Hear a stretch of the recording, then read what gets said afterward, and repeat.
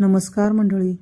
आज आम्ही वॉकिंग करून आलो आणि आम्हाला येथे कॉर्नरलाच एक मस्त कृष्णाचं मंदिर दिसलं.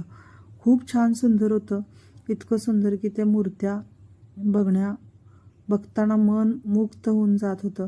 आणि हे शेजारीच पोस्टर होते, ते सगळे कृष्णाचे मित्र आणि राधेचे मैत्रिणी असं फोटो होता. इथे गायी होत्या, 2-3 गायी अशा जवळच होत्या, एक कुत्रा होता.